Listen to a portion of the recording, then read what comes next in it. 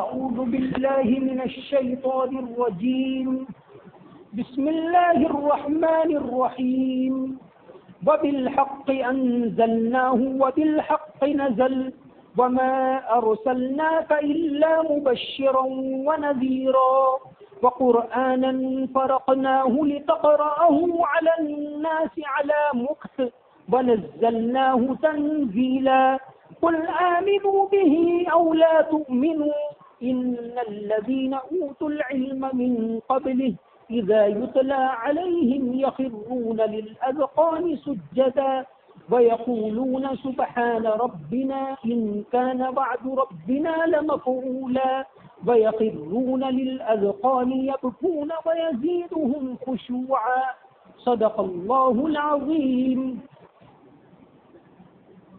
ہم نے اس قرآن کو حق کے ساتھ اتارا اور وہ حق کے ساتھ نازل ہوا، اور اے پیغمبر صلی اللہ علیہ وسلم، ہم نے تو آپ کو نیک لوگوں کو خوشخبری دینے والا اور انکار کرنے والوں کو ڈرانے والا بنا کر بھیجا ہے.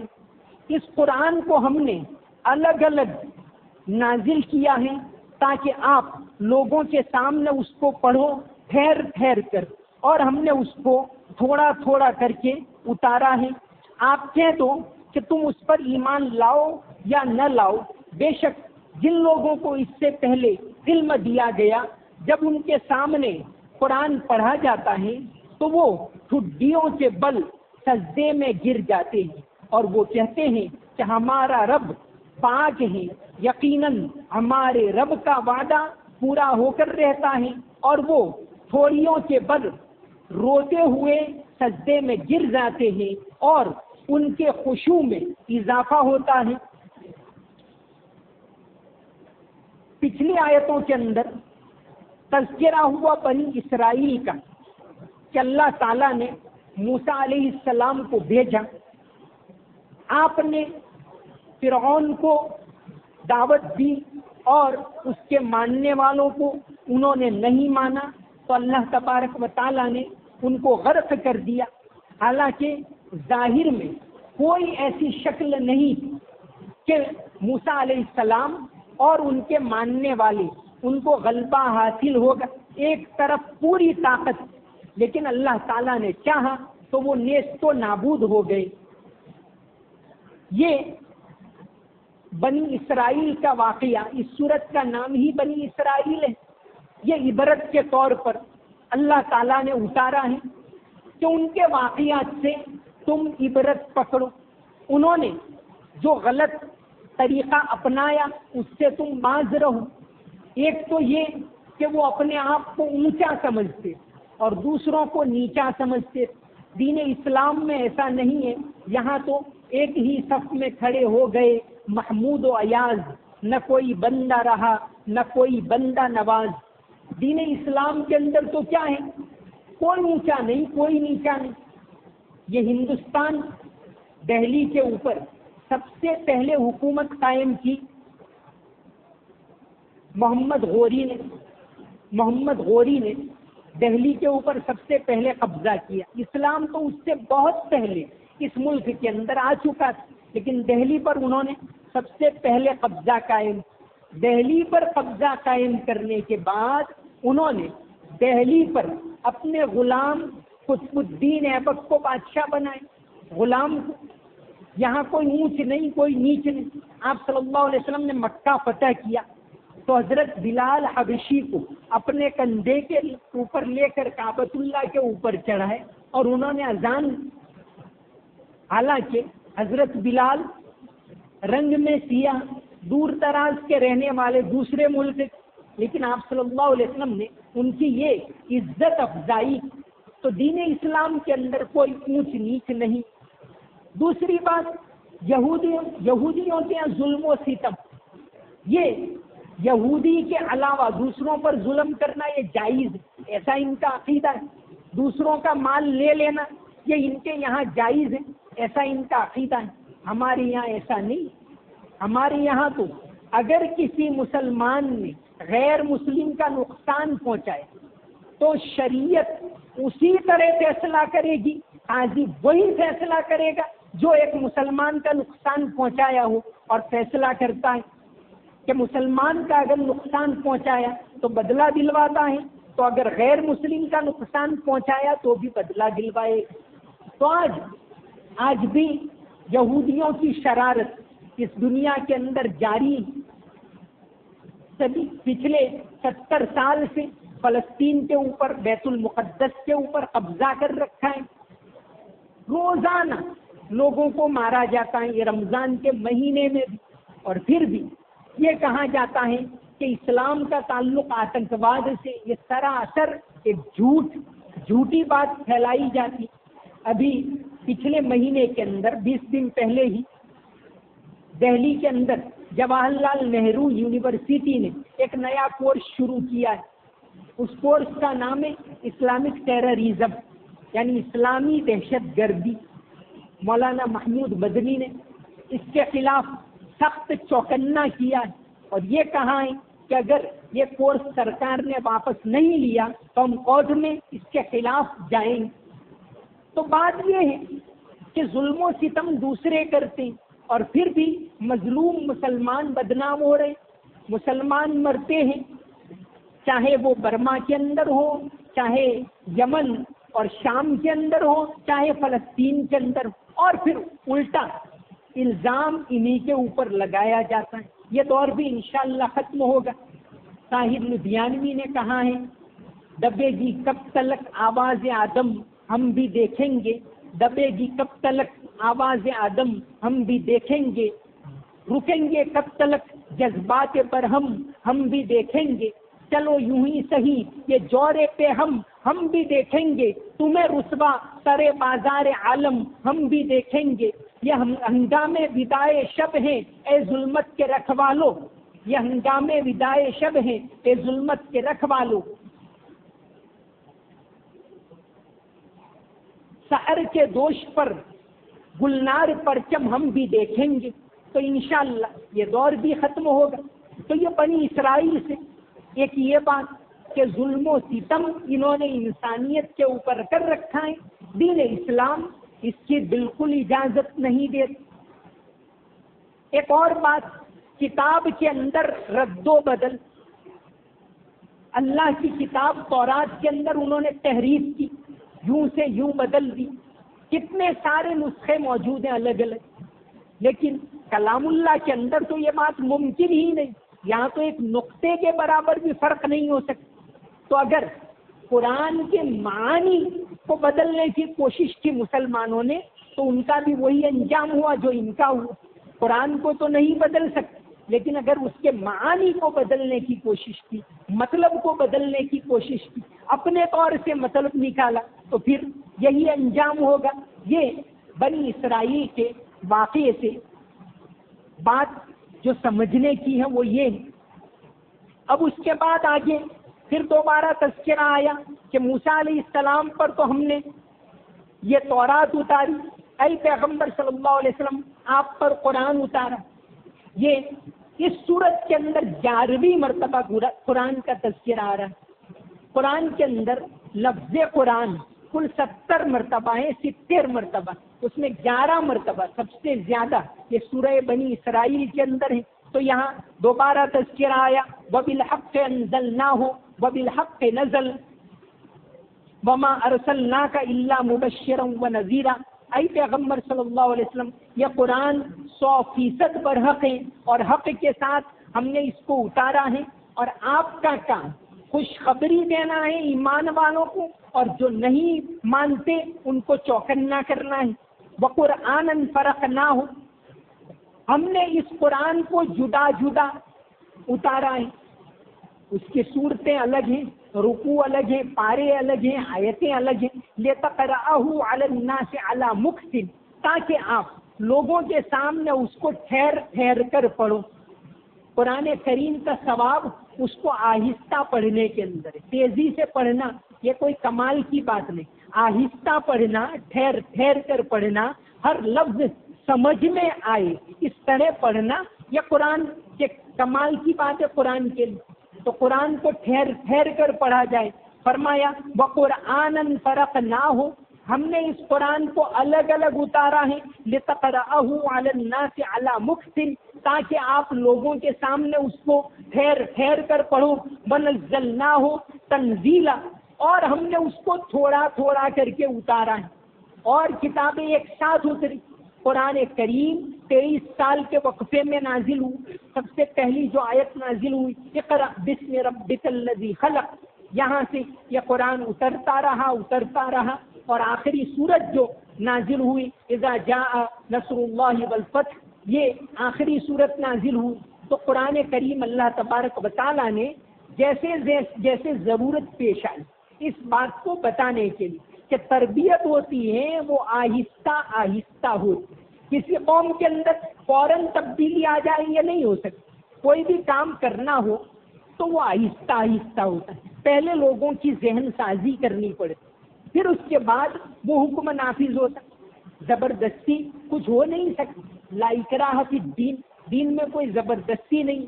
جیسے شراب حرام ہے دین اسلام کے اندر، جو بہت بڑے گناہ ہیں اس میں دو سب سے بڑے گناہوں میں شرک کے بعد شراب اور جوا۔ یا ایھا الذین آمنوا انما الخمر والمیسر والانصاب والازلام رجس من عمل الشیطان، یہ بہت بڑے گناہ ہیں، لیکن قرآن کریم نے پہلے ہی دن حکم نافذ نہیں کر دیا کہ کل سے شراب بند، بلکہ الگ الگ وقت میں پہلے اس کی برائی بیان کی، پھر جب چوتھی مرتبہ میں آیت نازل ہوئی یہ کہ فَاجْتَنِبُوهُ لَعَلَّكُمْ تُفْلِحُونَ، پھر 100% اس کے اوپر پابندی لگی۔ تو کوئی بھی کام ہوتا ہے وہ آہستہ آہستہ ہوتا ہے، تو قرآن کریم خود آہستہ آہستہ نازل ہوا، تھوڑا تھوڑا کر کے 23 سال کے عرصے میں نازل ہوا، اور آپ صلی اللہ علیہ وسلم اس کو لکھواتے اور لکھ لیا جاتا۔ پھر حضرت ابوبکر صدیق نے حضرت زید ابن ثابت کو حکم دیا اور اس کو ایک جلد کے اندر، حالانکہ سینکڑوں حافظ صحابہ کرام وہ بھی موجود تھے، لیکن اس کو ایک جلد کے اندر لکھ دیا گیا، اور حضرت عثمان غنی رضی اللہ عنہ نے اس کے الگ الگ نسخے تیار کروائے اور الگ الگ مقامات پر بھیجے۔ تو یہ قرآن اللہ تبارک و تعالیٰ نے تھوڑا تھوڑا کر کے اتارا۔ قل آمنوا بہ او لا تؤمنوا، اے پیغمبر صلی اللہ علیہ وسلم آپ کہہ دو ان کافروں کو کہ چاہے تم ایمان لاؤ یا نہ لاؤ، زبردستی منوانا یہ آپ کا کام نہیں ہے۔ ان الذین اوتوا العلم من قبلہ اذا یتلی علیہم یخرون للاذقان سجدا، یقیناً جن لوگوں کو اس سے پہلے علم دیا گیا جب ان کے سامنے یہ قرآن پڑھا جاتا ہے تو وہ ٹھڈیوں کے بل سجدے میں گر جاتے ہیں۔ یہاں سے آگے سجدے کی آیت ہے، تو فرمایا کہ آپ مانو یا نہ مانو، جو حقیقت میں ماننے والے، جیسے پچھلی کتابوں کے اندر قرآن کا تذکرہ موجود تھا کہ اللہ کا آخری پیغمبر آئے گا اور آخری کتاب آئے گی۔ جب یہ کتاب آئی تو بہت سے لوگ جیسے عبداللہ ابن سلام ایک یہودی عالم، جب قرآن کریم نازل ہوا اور انہوں نے سنا، تورات کے بڑے ماہر تھے، تورات کے عالم تھے، وہ آپ صلی اللہ علیہ وسلم کے پاس آئے اور اسلام لے آئے۔ وہ بیان کرتے ہیں کہ جب میں آپ صلی اللہ علیہ وسلم کے پاس پہنچا اور آپ نے سب سے پہلی جو حدیث مجھے سنائی وہ یہ تھی، افشوا السلام، سلام کو پھیلاؤ، واطعموا الطعام، کھانا کھلاؤ، وصلوا الارحام، رشتہ داروں کے ساتھ اچھا سلوک کرو، وصلوا والناس نیام، ایسے وقت میں نماز پڑھو جب لوگ سو رہے ہو، تدخلوا الجنت بالسلام، تو تم سلامتی کے ساتھ جنت میں داخل ہو جاؤ گے۔ یہ حدیث آپ صلی اللہ علیہ وسلم نے مجھے سنائی، ایسا عبداللہ ابن سلام روایت کرتے۔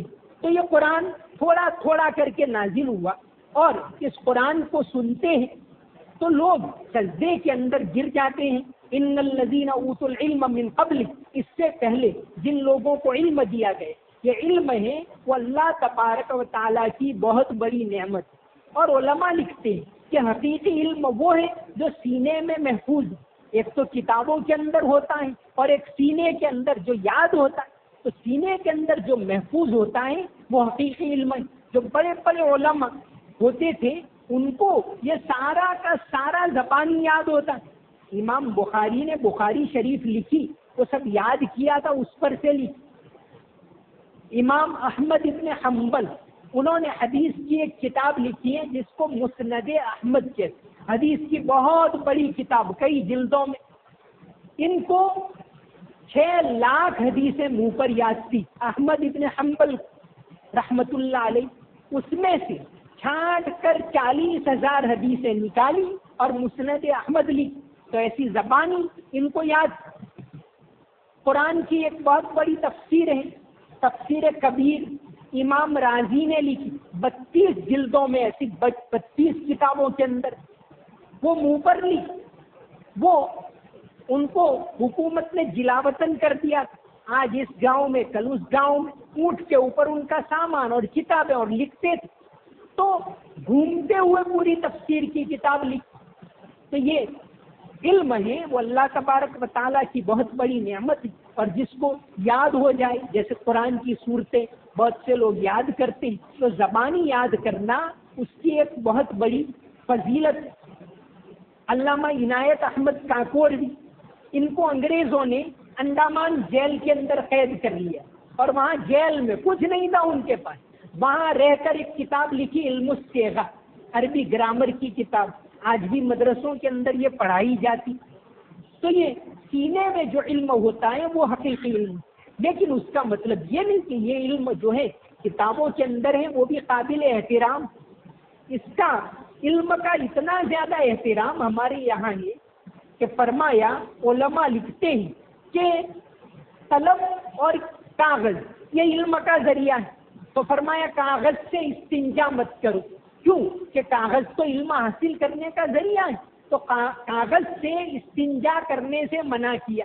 ہاں آج کل جو خاص ٹیشو پیپر بنایا جاتا ہے، خاص استنجا کرنے کے لیے ہی وہ بنایا جاتا ہے، تو اس سے ضرورت کے وقت استنجا کر سکتے، باقی عام کاغذ ہے اس کا احترام کرنے کو کہا۔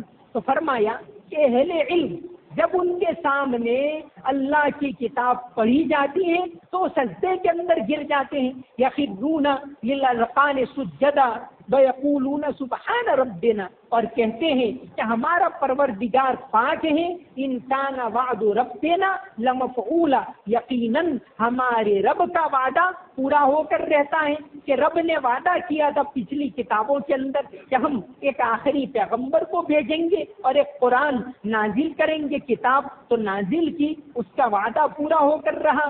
وَيَخِرُّونَ لِلْأَذْقَانِ يَبْكُونَ، اور وہ تھوڑیوں کے بل روتے ہوئے سجدے میں گر جاتے ہیں۔ تھوڑیوں سے مراد پیشانی اور چہرہ ہے، کہ جب ان کے سامنے اللہ کا ذکر آتا ہے تو وہ روتے ہوئے سجدے میں گر جاتے ہیں۔ وَيَزِيدُهُمْ خُشُوعًا، اور اس کی وجہ سے ان کا خشوع بڑھ جاتا ہے۔ یہ سجدے کی آیت ہے۔ قرآن کریم میں ایسی کل 14 سجدے کی آیتیں ہیں جن کو پڑھنے کے بعد سجدہ کرنا واجب ہوتا ہے۔ تو فرمایا کہ وَيَخِرُّونَ لِلْأَذْقَانِ، وہ تھوڑیوں کے بل روتے ہوئے سجدے میں گر جاتے۔ اللہ کے خوف سے رونا یہ اللہ کی ایک بہت بڑی نعمت ہے، اور یہ نیک ہونے کی علامت۔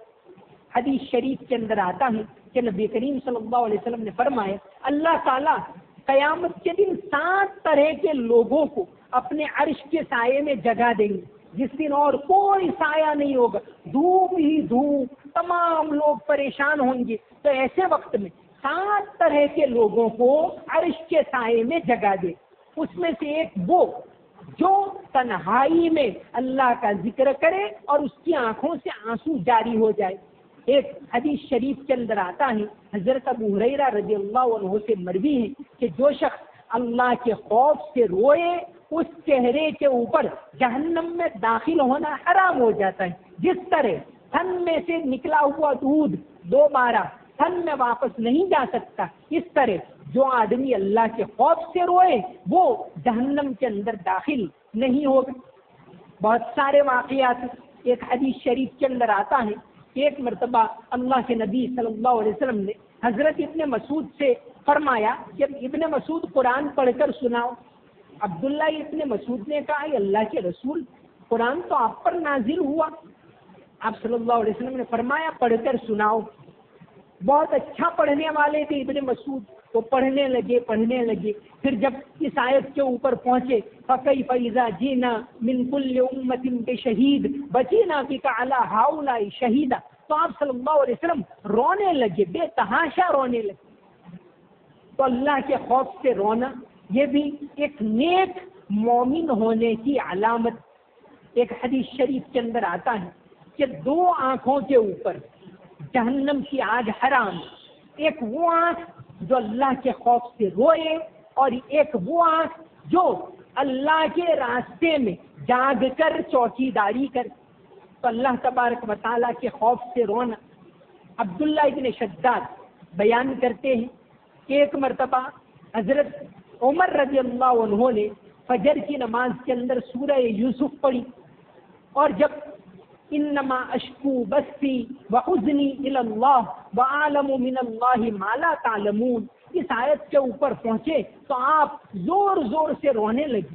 اس طرح رونے لگے کہ آخری صفحے میں کھڑا تھا وہاں تک آپ کی آواز سنائی دیتی. تو اللہ تبارک و تعالیٰ کے خوف سے رونا یہ ایک نیک مومن ہونے کی علامت ہے. تو یہاں فرمایا کہ اللہ کے نیک بندے تو وہ ہوتے ہیں کہ جب ان کے سامنے اللہ کی باتیں پڑھی جاتی ہیں تو وہ رونے لگتے ہیں اور روتے ہوئے سجدے کے اندر گر جاتے ہیں. یہ سجدے کی آیت ہے. سجدے کی آیت کو سنیں تو سجدہ کرنا واجب ہوتا ہے. ایک ہی مجلس میں ایک مرتبہ نہیں, کئی بار پڑھیں. جیسے یہاں تقریباً 3 مرتبہ میں نے پڑھی, تو کئی بار پڑھیں تو بھی ایک ہی آیت ہے, تو ایک ہی سجدہ کرنا واجب ہے.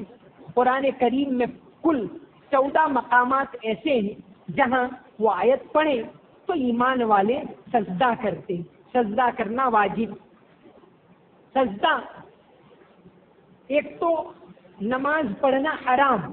حرام کب ہے؟ 3 ٹائم. حرام الگ ہے, مکروہ الگ ہے, 2 میں فرق. سورج اگے صبح اس وقت حرام. فجر کے بعد سے, فجر پڑھ لی, امام صاحب نے پڑھا لی یا اکیلے پڑھ لی, اس کے بعد اور نماز پڑھنا مکروہ. لیکن سورج اگے اس وقت پڑھنا حرام. تو سورج اگے اس وقت پڑھنا حرام, سورج سر پر آئے اس وقت پڑھنا حرام, اور سورج ڈوبے اس وقت پڑھنا حرام. یہ 3 اوقات میں نماز پڑھنا حرام, اور 2 اوقات میں مکروہ. فجر کی نماز پڑھ لی, وہاں سے لے کر سورج اگے وہاں تک کوئی اور نماز پڑھنا مکروہ ہے. رکوع سجدے والی نماز پڑھنا مکروہ. اسی طرح عصر کی نماز ابھی پڑھ لی, اب کوئی اور نماز نہیں پڑھ سکتے, مکروہ.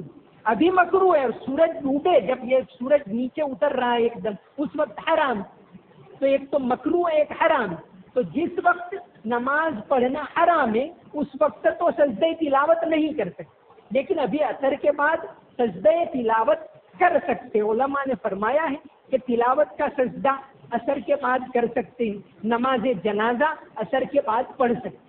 سورج غروب ہو رہا اس وقت سجدہ نہیں کر سکتے, لیکن عصر کے بعد جو مکروہ وقت ہے نماز پڑھنے کے لیے تو مکروہ وقت, لیکن سجدہ کر سکتے ہیں. تو بہرحال یہ سجدے کی آیت ہے, اس کو سنیں تو سجدہ کرنا واجب. تلاوت سنیں تو سجدہ کرنا واجب ہے, ترجمہ سنیں تو نہیں. اسی طرح امام صاحب نماز میں پڑھ رہے ہیں اور ایک آدمی دیر سے آیا, وہ وضو کر رہا ہے, اس نے سن لی, تو اگر وہ آ کر ایک دم شامل ہو اور سجدہ کر لیا تو ٹھیک بات. اگر نہیں کیا تو پھر بعد میں اکیلے الگ سے, نماز میں نہیں, بعد میں اکیلا وہ سجدہ کرے گا.